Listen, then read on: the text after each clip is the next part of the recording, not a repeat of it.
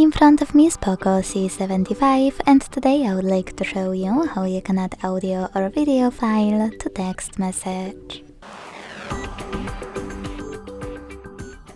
Begin by launching Messages app and selecting or creating a chat.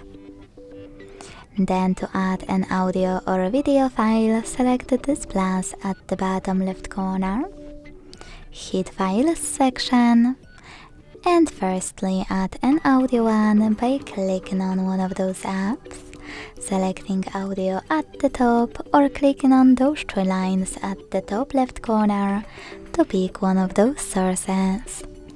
Either way, click on your file to attach it and wait.